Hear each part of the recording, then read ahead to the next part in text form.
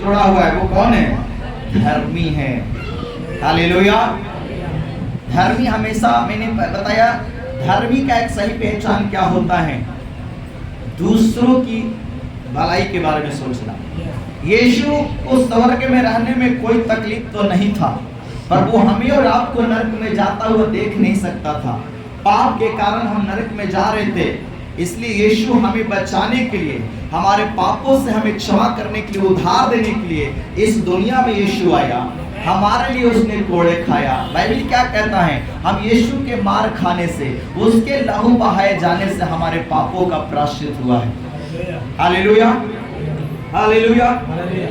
तो यीशु के लहू बहाने से हमारा पाप क्षमा हुआ है।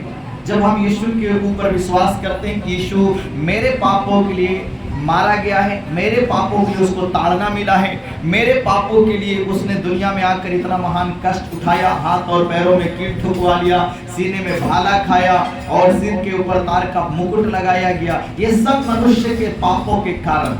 तो यीशु मसीह हमारे पापों के लिए मारा गया, गाड़ा गया और मुर्दों में से तीसरा दिन जी उठा, और जी उठने के बाद गायब नहीं हुआ। 40 दिन उसी गांव समाज में रहा है और 40वां दिन सब लोगों को देखते स्वर्ग पे उठा लिया गया। हालेलुया।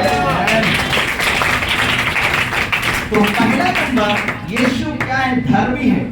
वो अपने लिए इधर नहीं आया, वो हमारे और आपको बचाने के लिए आया है। तो धर्मी हमेशा दूसरों की भलाई सोचता है, ये धर्मी की पहचान है। Hallelujah, hallelujah. आप प्रभु के रास्ते में क्या बनने के लिए आए? धर्मी। आपको दूसरों की उन्नति देख के जलन होता है, तो ये धर्मी बनने का रुकावट है। धर्मी जो होता है शुद्ध मन से चाहता है कि ये बढ़े। हालेलुया। यीशु चाहता है कि हम बढ़े, यीशु चाहता है कि हम उन्नति करें, यीशु चाहता है कि हम प्रभु के राज्य तक पहुंचे, हम दान वरदान अभिषेक में बढ़ते जाएं।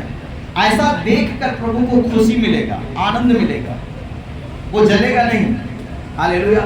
मगर आप किसी की उन्नति को देखकर जलते हैं, हाँ, प्रभु उसे चुना, मुझे क्यों नहीं चुना? प्रभु गीत गाने के लिए उसको चुना, मुझे क्यों नहीं चुना? मैं इतना दिन से आ रहा हूँ, अभी आया, उसको प्रभु इतना आशीष दिया, हमको भी।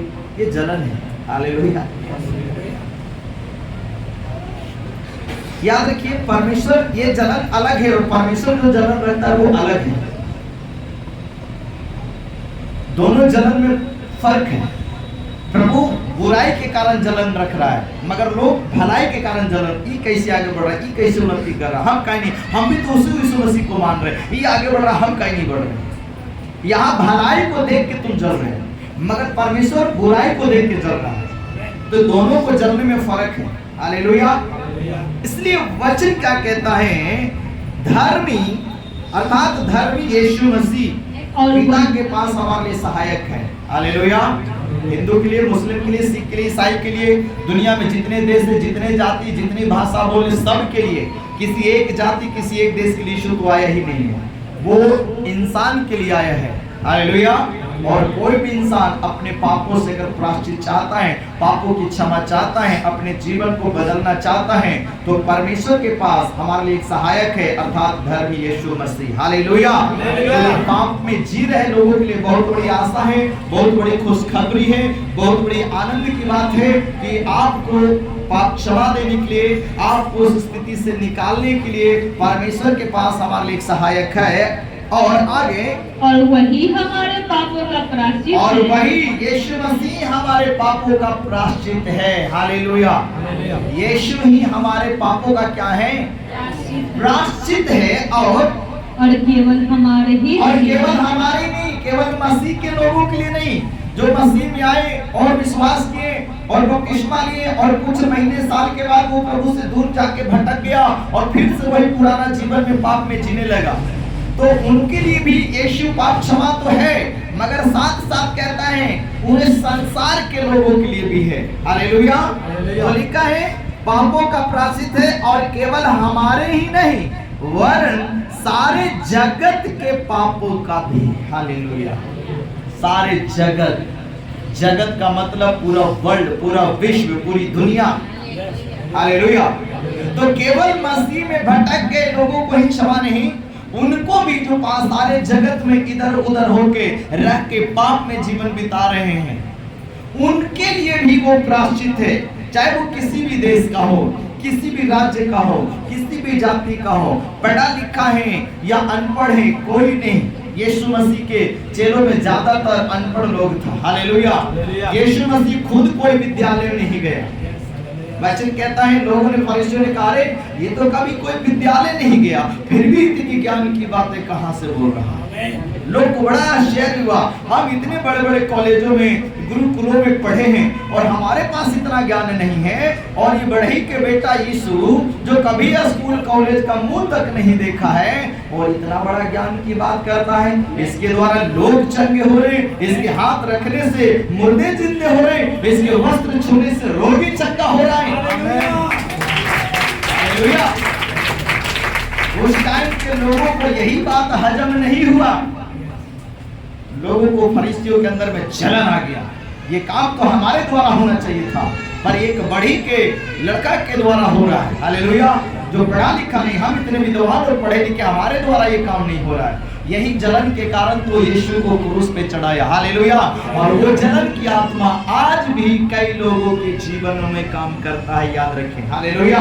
तो बाइबल क्या कहता है, यदि हम उसकी आज्ञाओं को मानेंगे। अभी देखिए, पाप से प्रायश्चित चाहिए तो आपको क्या करना पड़ेगा। यदि आप अपने जीवन में पाप का क्षमा चाहते हैं, यदि आप परमेश्वर से अपने पापों का क्षमा मांगते हैं, प्रायश्चित करना चाहते हैं, तो पहला नंबर, यदि हम उसकी आज्ञाओं को मानेंगे।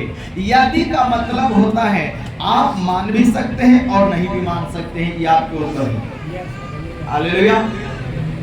समझ रहे कि नहीं। मान लीजिए ये माइक है, मैं कहूं अगर आप इसे लेना चाहते हैं तो ले सकते हैं, यदि आप इसका कीमत देना चाहते हैं तो दे सकते हैं। तो यदि का मतलब आप दे भी सकते हो और नहीं भी दे सकते हैं। हालेलुया।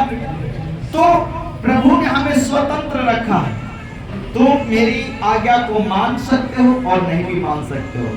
मानोगे तो इसमें तुम्हारा भला है, तुम्हारा उद्धार छिपा हुआ है, नहीं मानोगे तो इसमें तेरा लॉस है, तेरी हानि है। तो जो स्थिति में फिर वैसा ही रहोगे, उसमें मैं कुछ नहीं कर सकता।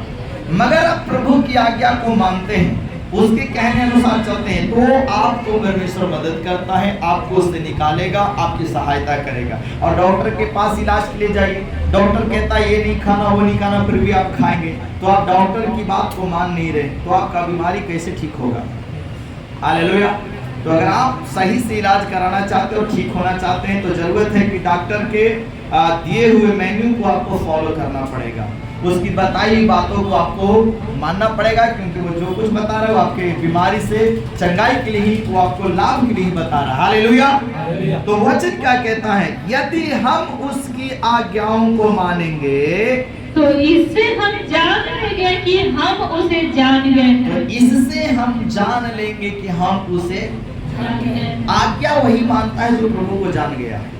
वो कभी भी परमेश्वर की आज्ञा के खिलाफ नहीं जाएगा, क्योंकि उसको मालूम है कि अगर मैंने आज्ञा के खिलाफ गया तो मेरे लिए सही नहीं होगा। आज्ञा के खिलाफ वही जाएगा जो सही से प्रभु को पहचानता नहीं है। हालेलुया। कई बच्चे लोग माँ बाप से डरते हैं और डरने के कारण अपने बाप को अच्छा से पहचानता है, अगर हम ऐसा किए तो मेरा पिताजी हमको छोड़ने वाला नहीं है। तो उसको मालूम है कि मेरा पिताजी बड़ा डेंजर आदमी है। हालेलुया। सबका पिताजी तो लपड़ थप्पड़ मारता है, मेरा बाबू तो लाठी उठा के डेंगा में लगेगा, वो पैर टूटेगा कि हाथ टूटेगा वो नहीं देखेगा, बाद में इलाज कराएगा, वो ठीक है। हर किसी का पिताजी अलग अलग होता है। हालेलुया। कोई ऐसा भी पिताजी जो मारता ही नहीं है। हालेलुया। कोई ऐसा कठोर है कि दिन भर उसको धोते ही रहता है। हालेलुया। कुछ मीडियम वाला है, कम धोता है। तो सबका अलग अलग है। तो जो परमेश्वर को जान गया है वो आज्ञा में चलता है। उसको मालूम है कि अगर मैं आज्ञा में नहीं चलूंगा तो परमेश्वर नाराज होगा और शैतान को मौका भी मिलेगा। हालेलुया। तो वो क्या करता है, परमेश्वर की आज्ञा में बना रहता है। हम देखते हैं कि योना को आज्ञा मिला था कहाँ जाने के लिए, नीनवे। प्रभु योना को क्या कहता है, तू कहाँ जाना, नीनवे। पर परमेश्वर की आज्ञा को ना मानकर वो कहाँ जा रहा था, तरसीस भाग रहा था। हालेलुया। और हम देखते हैं परमेश्वर की आज्ञा का उल्लंघन कर कर प्रभु बोल रहा है पूरब जाओ, वो जा रहा है पश्चिम। और हम देखते हैं कि योना के जीवन में क्या हुआ, बहुत सारी समस्या का सामना करना पड़ा। उसके कारण नाव में तूफान आया, आंधी आया, नाव के सामान को उठाकर फेंकना पड़ा, कई लोग का प्राण संकट में आ गया, सब लोगों ने चिट्ठी डाला, किसके कारण? तो निकला योना के नाम पे चिट्ठी। अब योना बताता है ना, योना से पूछता है